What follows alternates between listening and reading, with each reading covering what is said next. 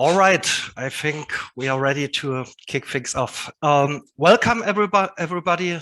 Thanks for joining us today for the Datameer webinar. My name is Frank, and with me is Steve.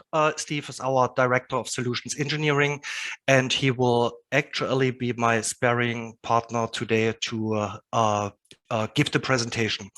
The topic we want to discuss today is nothing less interesting than Snowflake native data transformation for analytics. Rough structure, I will kick it off with describing the business challenges we have seen in the use case we have addressed, along with some technical considerations we have seen before we actually go into presenting the solution we came up with to you. We had various options on the table. I will talk about that as well, and also why we made certain decisions for certain reasons to end up where we ended up with. And Steve actually will then give also a deep dive going into a demo and showcasing to you what we have built out and how we have addressed the problem. Finally, we will wrap it up with concluding on some things, the business outcomes, the success we had, along with some of very interesting lessons learned during our journey. And we will wrap it up with some time for letting you asking all the questions you are interested in, and we hopefully can answer everything. Please note that during the webinar, everybody will remain muted. If you have questions, please leave it in the Q&A panel you have in your Zoom controls. And as I said, we will get back to all these questions at the end of the session. So starting with the business problem. The business problem actually came from something we have faced when we have launched a new product. The challenge here was that the new product had a totally different go-to-market strategy, and with that also requirements compared to the legacy product we had, or legacy products, I should say. For those who are not very familiar with Datameer and Datameer's history, our legacy product also dealt with solving the problem of transformation, but in a totally different market segment. So the old product was very much enterprisey, mostly installed on premises, and you know how it works. Usually the pre-sales team starts with a demo, and if this resonates, then you have to fill some forms with requirements, with security questionnaire, RFI, and so forth, and then you end up in shaping some success criteria before you go into POC, and eventually someone then turns into a customer. The new product is very much different, or almost the opposite. So this is a cloud native solution with a self-service trial, and with that also a product-led go-to-market model, which means the product is really the only touch point between you or us and the prospect and the user. But the requirements remain kind of the same. We in product management have to make the right decisions, which features we will add to the product, what do we prioritize, how we can help the user best. But lacking this direct feedback channel, having the direct conversation with the customer, this forced us to actually build telemetry and also analytics on top, which allowed us to observe what users are doing, what works well, where do we see pain points we have to address, to rely on something which is better than gut feel to make actually those decisions. Beyond pure product decisions, also other stakeholders had questions as well. There's marketing, for example. You want to understand where are these users coming from, what have they done before, how did they find us, what messages resonates better than maybe another, where do we probably not waste money for ad dollars and so forth. And also services has a strong interest, the touch point with the customers where you provide support, where you help the customer is very much different. So we had a lot of questions. How can we identify the right time and the right touch point to get in touch with the customers and help over the bump if there's any.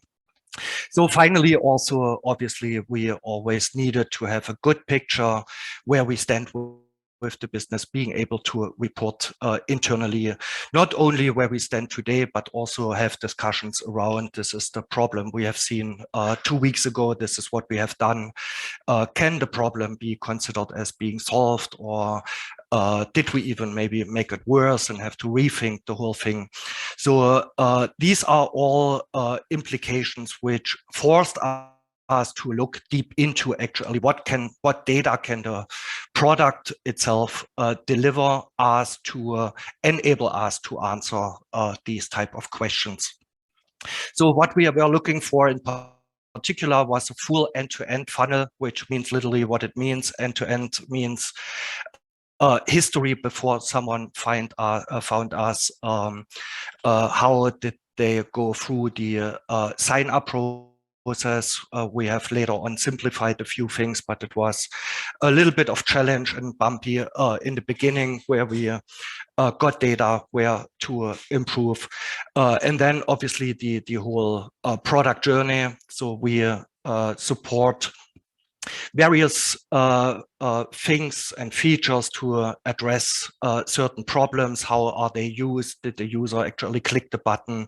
Is there something missing in terms of feature function? Is there some hiccups with user experience and the user is probably not aware to solve the problem in a different way and so forth? Again, all these things to drive the product decisions we need to make, but also then finally what really makes someone a customer. So another level of use case and reporting we have addressed was more towards tenant level activity drill down. So if pre-sales establish some conversations with prospects, they want to know how actively was the product used before, how often did they log in, did they rather prefer SQL transformations or no-code transformation, all these notions where you want to go equipped with some knowledge into a discussion to actually make meaningful decisions whether or not and how to help a customer with the product tool set we are offering. And then last but not least, service-wide product usage analytics. So there are, I mentioned already, code or no code transformations. There are other things. Do people publish something as views in Snowflake or as tables, for example? How many of these workloads are rather ad hoc versus scheduled and operationalized? All these things, we wanted to get a better understanding how the product is used to again, company-wide make the right decisions to help the customers becoming successful. So this had some, the subject here is technical challenges. I rather would say some technical impacts or considerations. Probably nothing here is specific to the use case I have just mentioned, but probably applicable to ETL and analytics in general. Number one, the data sources we had was scattered across tools and teams. The main data source we were using was Datadog. Datadog is a cloud service we are using to aggregate all the log files from our application, the backend logs from the various tenants, which then contains actually all what we need to know around product usage in the trial we are offering. But we also had other data sources such as Hubspot, such as Google Analytics, where we have all the lead information and browsing history, referral from users, how did they find us, which we needed to aggregate to a bigger picture to actually get the better customer 360 view. So the second one was, so the first one is a pure loading issue, if you will. The second one is around transformations. All the data is in various formats with different levels of quality. So it needs to be parsed, needs to be blended together. This is a transformation challenge, as I have pointed out. The third one was purely operationalization. Now we got something stick together which worked. How can we operationalize this to always have timely updated reports as real time as possible. Privacy was a big discussion. Which data do we really need, and which we have to lend, and what can we leave in place, along with the question if the data we lend contains PII data, how we deal with it to be compliant. And the fifth point here is probably the biggest one, the overarching. What is the tool set, the stack we want to build? So we early on decided against a all you can do a platform towards a stack with modern tools which serve various niches, which can be stick together. We wanted to also lower the including the core engineering team. So we needed from the stakeholders who want to build these reports, low maintenance and easy to consume tech stack means towards SaaS. Cost efficiency was another thing. As I said, probably the typical things you're looking into as well. So to solve that, actually we had various options at the table. So Datadog, for example, provides own reporting as Hubspot does, but all these solutions would have ended up in only having the niche view into a certain subset of the data without the ability to aggregate to a bigger picture. So this was off the table. We even have considered to use our legacy product, Datameer X, would have solved the problem perfectly, but we had a few good reasons to finally end up in using Snowflake as the central integration point for all of that, and then build a small zoo of tools around it to address all these challenges. So the reason why we have picked Snowflake, one main reason was the data mainly is already in Snowflake. So I have mentioned Datadog. The stack runs in AWS. Datadog runs in AWS. The data is located in S3, and it totally makes sense to put analytics where the data resides. So the second point is, given we built a Snowflake native tool, the team has great technical knowledge about how Snowflake works, which lowered really the barrier to kick things off with Snowflake. We also really like the feature set Snowflake brings to the table. There is, for example, native support for loading data from S3. There is parsing of semi-structured data. There are certain features which allow you to interactively design something based on samples before you run against the whole thing. Strong connector ecosystem was one point, which also then ends up in SQL is a very lowest common denominator when it comes to access. Every tool to some degree understands SQL, and it was very easy to plug these things together on top of Snowflake versus keeping our engineering team busy with implementing a bunch of APIs. And the last point is probably the most important one, at least from our end, given we provide tools working native on Snowflake, it was a great opportunity to eat your own dog food, actually going through the pain our customers observe every day, and use this as an opportunity to actually validate that we can address these problems, including identifying where can we do even better. So this slide here is a slightly simplified overview over the solution we finally came up with. On the left side, you see the data sources. I have mentioned Datadog already for storing our backend log files.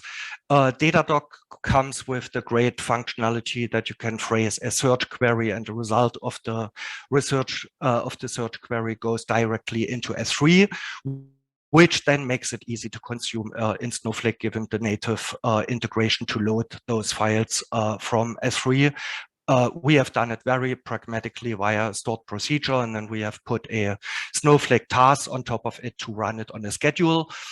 Maybe noteworthy here, at this point, we did not care about parsing any of the data. We landed a single column with a giant JSON blob in Snowflake and cared about parsing, etc. pp. Then later on using Datameer. So other data sources, website data via Google Analytics was loaded into Snowflake as well as all the sales relevant information, including the list of leads and people who signed up for the trial from Hubspot, our CRM system. One thing I want to point out here is actually Make. There was a rename of the company recently, formerly called Integromat, which I would like to point out as a very powerful tool. Our engineering or DevOps team was using it before. In this scenario here, we are using Make to actually, number one, load HubSpot data into Snowflake, and number two, also whenever someone signs up at our website to give a notification to the broader team in Slack, which then triggers some activities.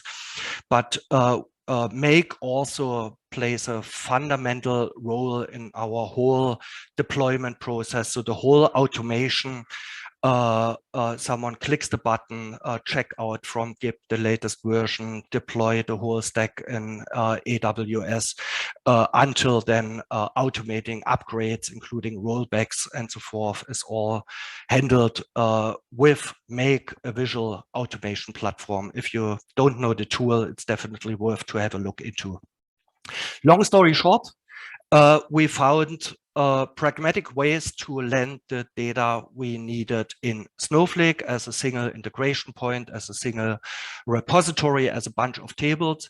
And then we have used our own tooling, Datameer, to parse the data, to clean it up, to blend the data together, enrich it, model it, shape it, create the calculated fields, etc., which are needed to then put Tableau dashboard, a Tableau dashboard on top, which allows to ask the questions and get the answers we have required.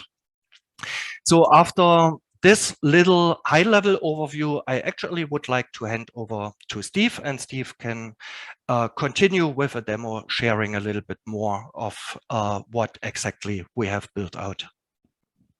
All right, great. Thanks, Frank. So we'll just start with just a high-level snapshot on what Datameer is and how it interacts with Snowflake. So Datameer provides a no-code, low-code, and coding interface to do data preparation, curation, and transformations on Snowflake, which you'll see here in detail coming up through a demonstration. Couple of differentiators. One is that we're native on Snowflake, meaning no data flows in or out of Snowflake. We don't have any external processing component. All of the transformations are published as native SQL views or tables that can then be refreshed on a schedule. So that's important. We keep the processing where it should be, right? There's no external compute, external charge model. It's all just using your Snowflake data warehouse. Second is that we're offered as a service. So with a couple of clicks, you're up and going. We host the Datameer application, and you would then point the Datameer application to your Snowflake instance, and then you can instantly, begin doing discovery and transformations on your Snowflake data using that no-code, low-code, and SQL interface therein, as well as providing a metadata layer. So what Datameer does is it introspects all of your technical metadata from Snowflake, being the column names, data types, things like that. And then you have the ability to add in descriptions, tags, business glossary terms, all that on top. And we build that inventory of assets for your Snowflake assets so that users can come in and use Datameer to discover what's in Snowflake. And as you can see from the diagram there, it's really a circle. So you'd come into Datameer, discover your assets, and then you would begin transforming, curating, preparing. You would publish those back to Snowflake to be consumed by your BI tools and data science tools. But then you would publish, and also your transformations are automatically placed back into the Datameer inventory, promoting reuse. So you don't have people, analysts working in silos. Everything is put back in the inventory to be reused by the users of Datameer, and also allows them to collaborate around those assets as well. We have various features along that as well. So that is an overall snapshot of what we do. And now let's go into a demonstration. And where I will start is in the end result. So Frank outlined the problem and kind of the challenges and what the insights we wanted to get from the users that were signing up for trials and using them. How far are they getting? And again, this is the conglomeration of multiple data sources, right? We have Datadog, Hubspot, Google Analytics, Datameer's own log files. So it's somewhat of a complex task, although Datameer made it much easier to get at this endpoint. And so what are we looking at here, right? We're looking at very useful information. We're looking at tenant signups over time, the overall funnel. In other words, they start the trial process, they sign up, and then they get to adding data and transformations and then publishing data. So really useful to see, how many made it all the way, as well as the individual tenants there. Also, I use Datameer, and this is a snapshot of the actual trial data. So this is a smaller subset of the data, but the real numbers of that snapshot. We're also able to use Datameer to mask the data as well. So we didn't, of course, want to expose real email addresses or tenant names, but using Datameer, you can mask those and hash them so that you can still do analytics on them, but you don't have to see the underlying clear text value. So that's a nice value add in there as well. In addition to the leads funnel overview, we also have the source. So now that we've brought in the Google Analytics data and combine that with the Datadog and HubSpot, we can see where these users are coming from and collaborated and correlated with how far they got, within the funnel, so that we can do targeted, reach outs to those users and really see how well, our channels are working. And this, like I said, we reached this insight through doing all of the data prep, curation, and transformations with Datameer. So let's take a look at what's going on behind the scenes. So this is Datameer, and you'll see me step through kind of an end-to-end demo, but this is the sort of the big picture of the overall pipeline that's powering those dashboards. And over here, I've got all my schemas and tables, and here's my different data sets: Datadog, HubSpot, Integromat, Google Analytics. And these are the various stages of curation and transformations that were done to reach my endpoint. And it's really a combination of no code and low code and SQL. So you're able to use Datameer to sort of mix those together to produce your desired endpoint. This particular transformation here is a no code transformation. And now you can see how this is derived here. I joined it, I applied a filter, did some aggregates, did a formula builder, and then you'll see the SQL nodes in here as well. And again, really able to use both assets, right? Because we did need both to reach that endpoint. And we can also switch back between forth. This is the overall pipeline, and then I can switch between the sort of the individual. Oh, what's the lineage of this view, and how was that derived? So really easy to switch back and forth with that to make these views simpler. And also, you could have a pure SQL use case in there as well. I could have a multi-stage query, and instead of maintaining, one large SQL statement, I can separate those out and have those in different modules and make them much easier to maintain. But in looking back at my dashboard here, the nature of analytics is that analysts get answers, but then they're never really happy. It causes them to ask more questions. So it's very much a back and forth process. Oh, I'm looking at this dashboard. Well, I have a new question. And then it's a very iterative cycle with data engineering. And then they have to, engineer whatever, prepare the data to answer that question. And then new questions arise. So very, somewhat long iterations for getting answers. So what I'd like to do is ask a new question here, and we'll get that answer right now through Datameer. My question is, okay, this is great, but it doesn't tell me. What I'd like to see is which users were most active over the last week by the number of views that they imported and published. That's my particular question of this data set. That's useful to me. Maybe I can do reach out. Who's most active over the last week? I don't have that answer here, but let's go into Datameer and get that answer. So jumping back into Datameer, here is, again, we see the schemas and tables here on the left. This is our workbench area here at the center. I'm going to start with our Datadog logs. That's where some of the data is that I have to derive to get to the answer to that question. What are my most active users? Down here, I have a preview of the data. So every time I open up a view and I apply a transformation, we convert that to SQL and we run it on Snowflake.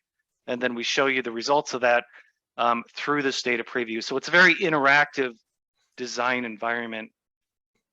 We do data profiling so that I can go in and I can choose any one of these columns and I can see how that data is distributed, number of values, the min, the max, the average, the mean. But going back in, I have to do a little bit of unpacking in preparation here. So here I've got a payload field, and contained within that is this operation ID and the date. Those are the two key attributes I need to derive who the most active users are. So a couple of data preparation and transformation operations I have to do here. So let's start with the no-code operations here. So I've got to split this column up into multiple columns. So starting with the no-code, I can bring up our context menu here. Here's the most common operations that analysts would do. So we make those nice and easy to apply, or data engineers. So things like filtering, joining, column extractions. I'm going to choose a split, and that's going to give me a wizard-led UI that says which column do you want to split. What is your delimiter? It looks like a pipe, and then how many resultant values do I expect? And so what I hit apply, that will convert that to SQL, run that in Snowflake, and then show me the resultant new columns that I've then derived. So there's my new columns. So we want to pull that operation ID out of there. So for that, we can apply another transformation. So we can go back and do a column extraction, and we're going to select the split one field, and we're going to give that a new name. We'll give that a name of operation ID. And I just happen to know that that's at the 12th character and that it's 2 characters long. Go ahead and hit apply. Again, compiles that all into SQL, and then I could see, hey, yep, I've got my operation ID right there. Second column I need to transform is this date column, because I need that as a date value. It looks like it's nested in a name value pair. So I'm going to move to our low-code interface, which is our formula builder. And so this allows me to apply the Snowflake functions. You'll see here on the right, I've got all the Snowflake functions lined up, and then we take those in, we document those, we give you the definitions so that they're really easy and nice to apply there within. And all of these Snowflake functions are supported here. So you can reference any of the out-of-the-box Snowflake functions, as well as any UDFs that you might define on your side. So you could develop a UDF with Python behind it and reference that within that formula editor. And anything, it's all passed through to Snowflake. So I'm going to highlight this field here, and then again, looking at the functions, I'm looking at some of our date and time functions to really pull those out. And then this formula is a very rich editor. So as I type, we have the IntelliSense and we come up and we suggest functions for you that you might want to apply and then give you the method signature so that you can fill in the particular values. I'm going to use magical cut and paste technology just to paste in my formula. So there we have it, all good to go. We have a also a magic format button. Definitely comes in handy for large blocks of SQL and other formulas here. So I'm going to go ahead and apply to that, and then that will extract my date value and then actually convert that to a date. And I can do other things like data type transformations. So when I extracted that particular value, that extracted that as a string. So just changing that to a number. But the nice thing is it's a column approach. So oftentimes I have, many formulas, but instead of having them all nested in one giant SQL string, they're much easier to apply and maintain from a column by column basis inside of the formula editor. So I can go ahead and change that to change my name there. That's my new column that I derived date. And now I can go back to the main workbench. And so there's that step, there's that recipe. These are how, this is how this view is derived. And here's the magic behind the scenes here. So here's the SQL, right, that we generate automatically that I didn't have to write. Again, we can combine in SQL and you'll see me do an example of that. But here we can do some point and click operations, a formula builder, and then that will automatically generate our SQL string for us. And eventually, this is what is published to Snowflake as a view or as a table. So what I'd like to do now is I've got the operation IDs here. And these are the operations that the users do on the trials, but I want to bring in the lookup values for these because these are the ID values. So I happen to have those lookup values on my desktop as an Excel document in here, which is not uncommon. A lot of time analysts have CSVs, Excels that they want to put into Snowflake and join those with other data sets. So we make adding files to Snowflake quite easy. So I'm going to go ahead and click Upload CSV here and drag in that document from my desktop. And then I would choose, which schema I want that to go in. And then I would choose the name of the resultant table that I'd like. So what this is doing now is it's taking that data set, it's transferring it from my desktop to Snowflake and materializing that as a table. So very easy to add Excel documents, CSVs, materialize them as tables. If you ever used the Snowflake data uploader, it can be, a little bit tedious. So this makes it just easier, and users can come in quickly add data sets. So now I'm going to join this to my current transformed data set. So I'm going to join in the descriptions. A couple of different ways we can do joins. One is through a point and click means. So I'm going to go ahead and bring up the join dialog. I'm going to select the ops description, and then that will line up both tables here, and I can click get suggestions. Then what we'll do is we'll go and we'll analyze both sides of the join, both sets of columns, and we'll come up with suggestions and a score. So here it's suggesting the operation ID, looks good. Oftentimes you'll have multiple suggestions, and then they'll have different scores. But furthermore, I can debug and troubleshoot my joins. So I can look at the unmatched rows. So this will tell me, did I match any rows? How many are unmatched? Did I explode my join? So here I've got two particular rows in my lookup table that do not exist on the transformed data set. Okay, and I can also take a look at the join keys. So this will tell me, hey, what's the key and how many corresponding matches did that end up matching? So very useful to discover and troubleshoot your join if needed.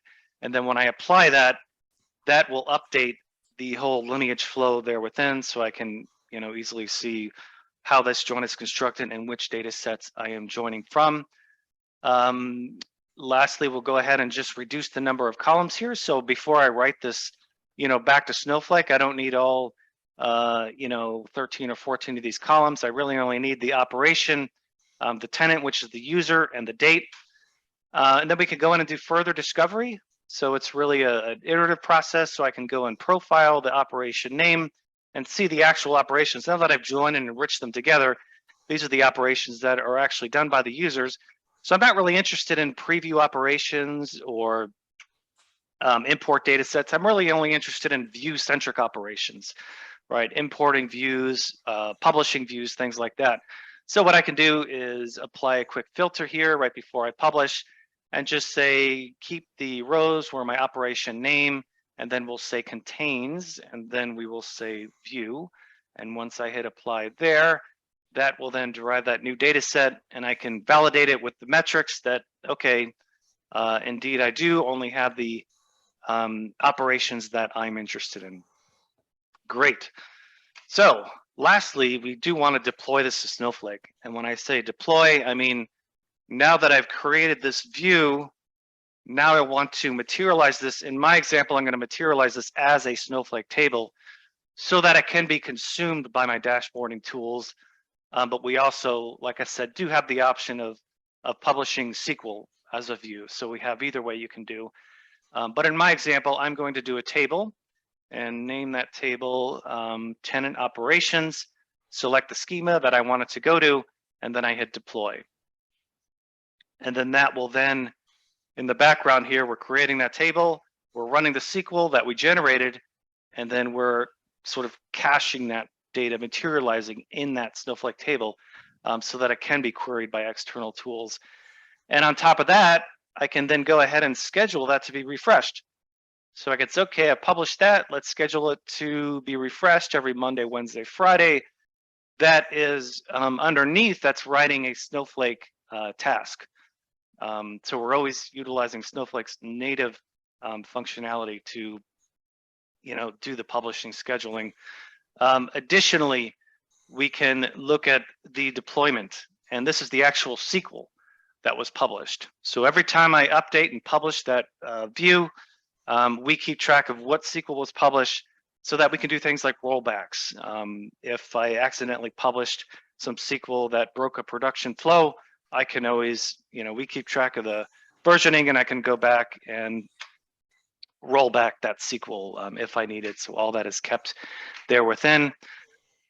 Speaking of SQL, so like I always say, SQL is like the cockroaches after the nuclear war. You'll still have cockroaches and you'll still have SQL. So we want to make it possible for you to do both. So you saw me do the point and click operations, the no code operations. I can also simply write a large SQL statement. So if I paste that in, there's my SQL statement, hit my magic format button, and that formats it there quite nicely. And then I can run and test my query. And this also has the autocomplete. It has the IntelliSense, the syntax highlighting, the magic format, the output column. So it is quite a rich SQL editor. Additionally, we switch back and forth between Snowflake's native sampling and the full data. So let's say in design mode, I'm writing SQL or point and click, and my table is 100 million rows deep. I don't necessarily want to run the query on the whole data set for design. So Datameer, we can automatically, like I said, switch back and forth and say, hey, this is a deep table. Let's switch to native sampling, or the full data set. We manage that transparently to the user. Once I hit apply here, that will kind of visually document our query. So I pasted in that large statement. It joined a couple of tables together. And so we visually, like I said, visually document that within this flow. And then you could see how I can mix no code, low code formula operations, with SQL, just as in our real world example, to produce those dashboards. Okay, so we always want to end with a picture. So I think we've transformed and created this data set that has the tenant, date, and operation name. So now let's get to that user activity by the week. So here is my dashboarding tool pointed directly to that table that I published. And now I can simply drag in the tenant, and I can drag in the count, because that's what I really want, or the count of the operations, and then the date we'll use as a filter. We'll go ahead and select with the range of dates, and then go to just the last week was my use case. We'll go ahead and hit OK, and those are the actual tenants. There we go. So those are the tenants sorted by operations.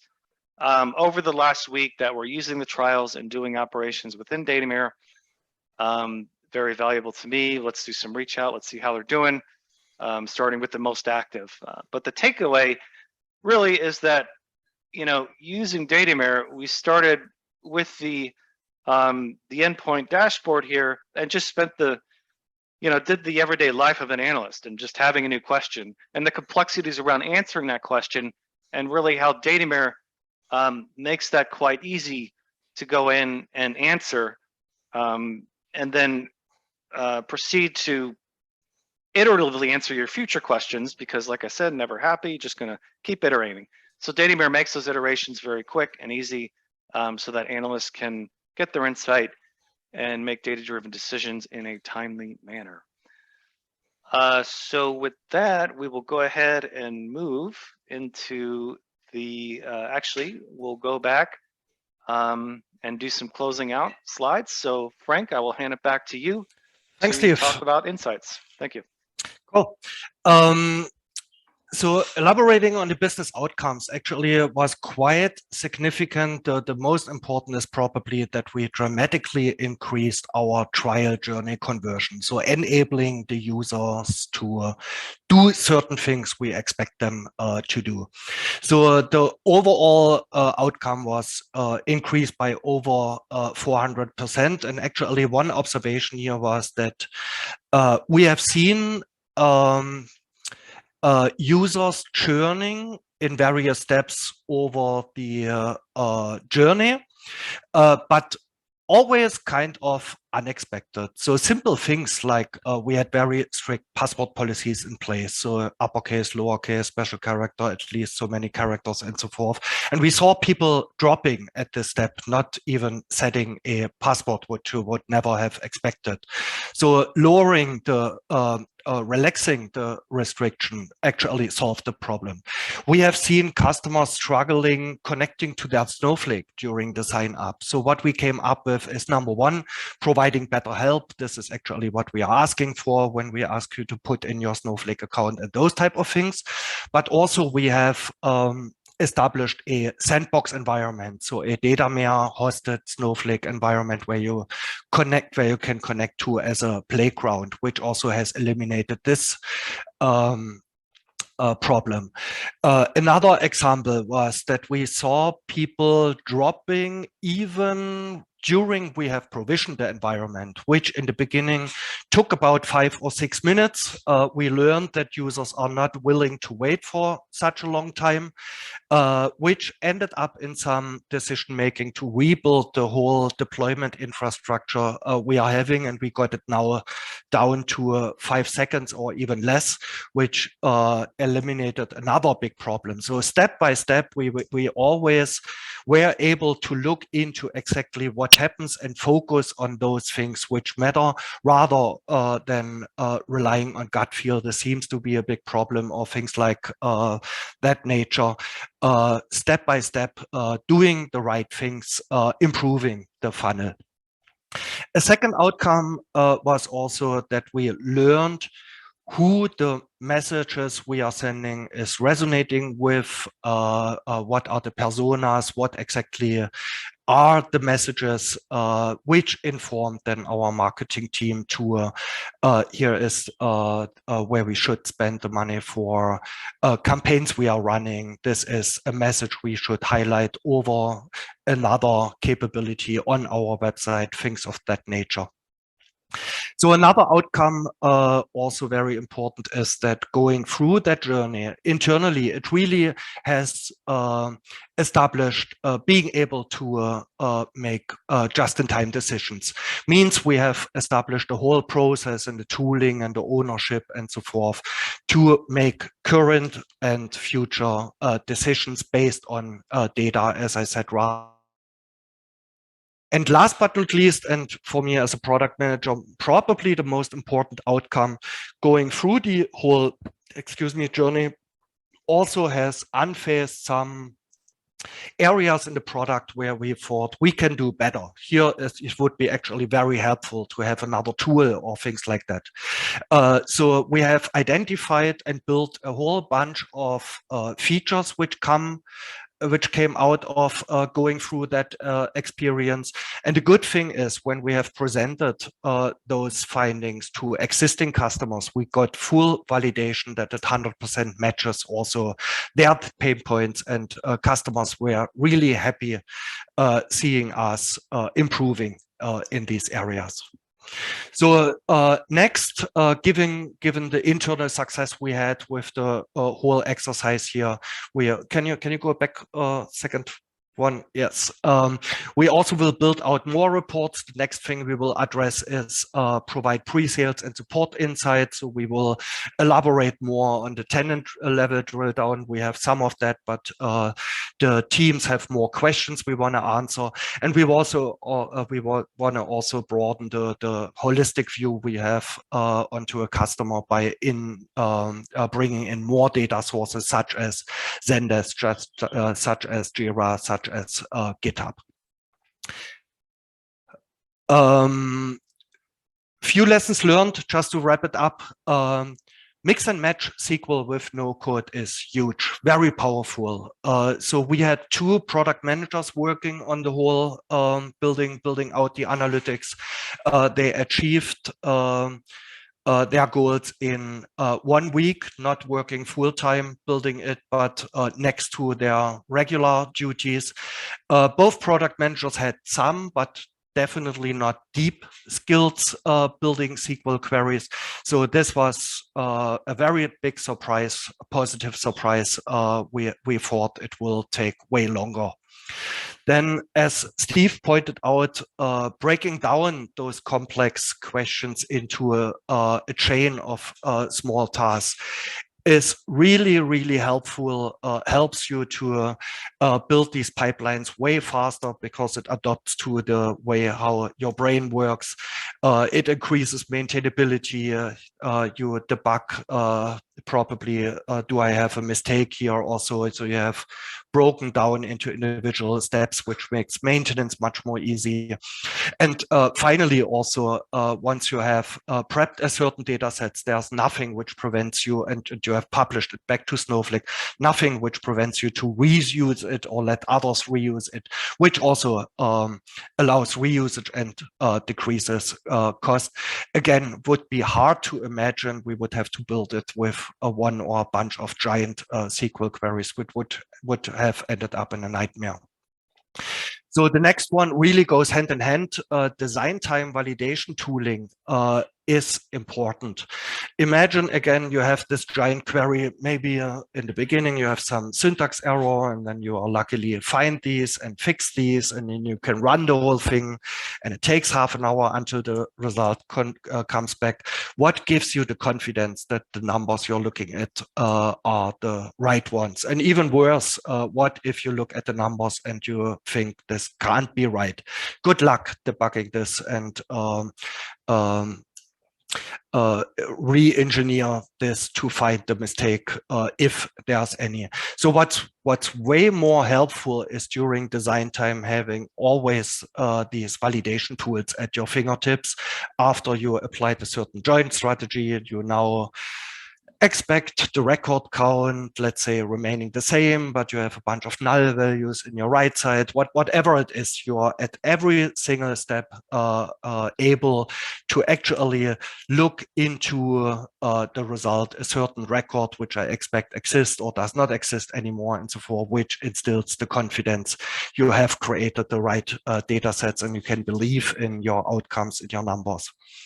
So, and last but not least, I said this before, was very important for the product team itself. Eating our own dog food was a great opportunity to face the customer's challenge and identify these opportunities to improve, validated by customers. There's a bunch of features which was shaken out. I mentioned already the validation tooling, sorting, filtering, profiling. row counts and so forth. This all was born during going through the exercise. There was other stuff. We, for example, enhanced our aggregation functionality. We enhanced the way how you can refactor existing pipelines if you later on want to go one step back and add some other step in the middle or in the beginning. This is all outcome of going through this journey. And we also have identified a bunch more. We definitely will dig deeper into validation exploration. There is,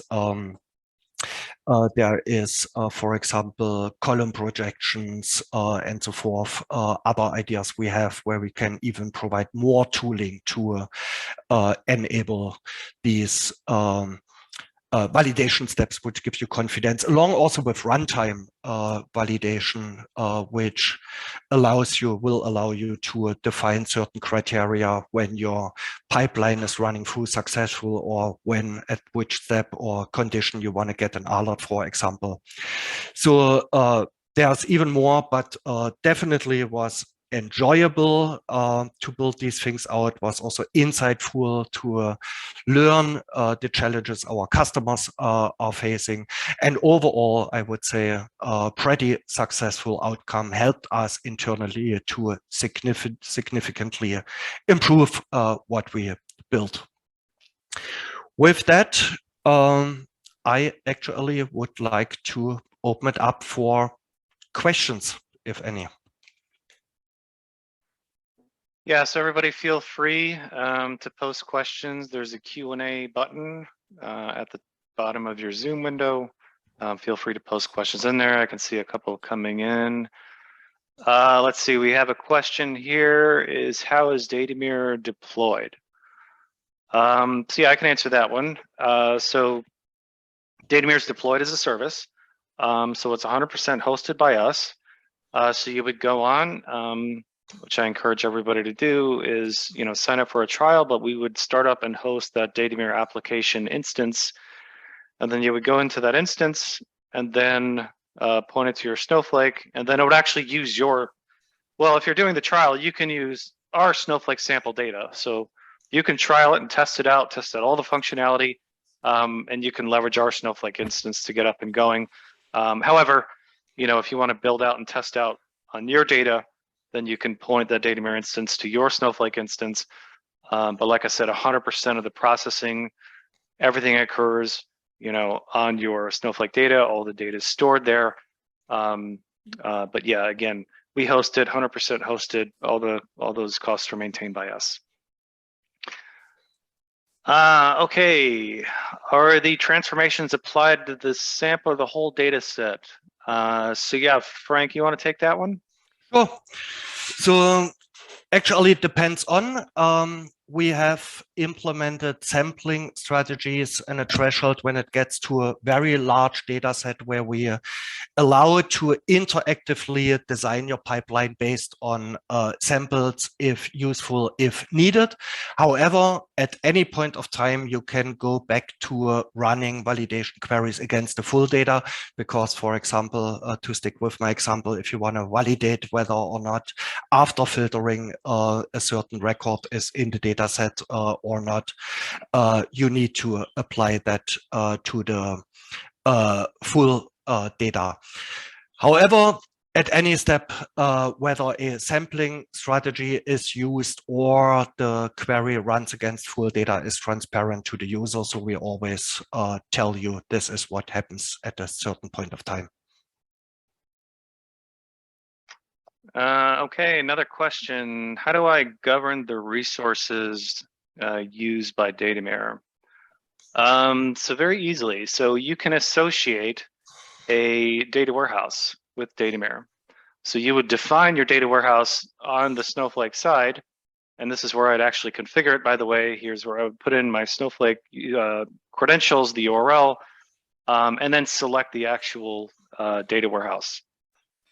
And so, like I said, this I would define on the Snowflake side, define the resources and such, and then all the processing that Datameer does on the Snowflake side will be done through the data warehouse that I define in this configuration.